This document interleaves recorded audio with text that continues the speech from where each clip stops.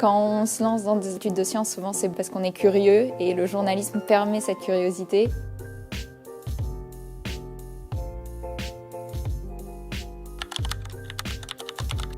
Donc au lycée, j'ai fait un bac S et après j'ai fait 2 années de prépa en physique-chimie et j'ai intégré une école d'ingénieur en chimie où j'ai passé 3 ans et où j'ai pu avoir des expériences à l'étranger. En école d'ingénieur, je savais que je voulais pas être ingénieur et donc j'ai cherché un moyen de me réorienter et j'aimais beaucoup le côté de vulgariser et d'expliquer les sciences et c'est pour ça que je me suis tournée naturellement sur le volet journalistique.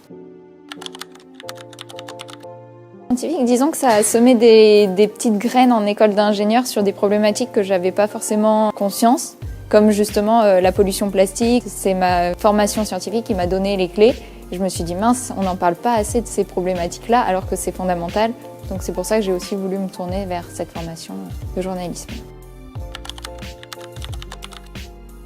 J'aime beaucoup le métier de journalisme, mais j'aime pas du tout être dans le feu de l'actualité, à faire des sujets très news, où il faut rebondir, aller très vite. Je préfère creuser des sujets et justement avec l'aspect scientifique, on prend le temps de contacter des chercheurs, on est sur le temps long. C'est pas la même temporalité de journalisme et c'est un journalisme qui me plaît beaucoup.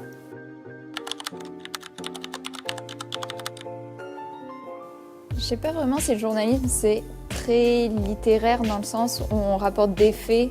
Et donc là-dessus, ça se rapproche beaucoup de la méthode scientifique. Je pense qu'au contraire, c'est une force d'avoir un bagage scientifique important dans la méthodologie et la rigueur qu'on apporte à l'information. Après, c'est sûr qu'il y a l'aspect de comment le mettre en forme, comment raconter l'histoire. Et c'est pour ça que ça se complète bien avec la formation en journalisme de sciences.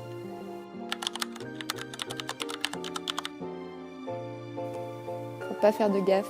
Et surtout, il ne faut pas avoir le côté très sensationnel, style il y a une découverte scientifique. Beaucoup de journalistes, si jamais on n'est pas issu de la science, on va faire l'écueil de se focaliser sur le résultat et pas sur la méthode, alors que toutes les recherches scientifiques s'appuient sur des travaux préalables.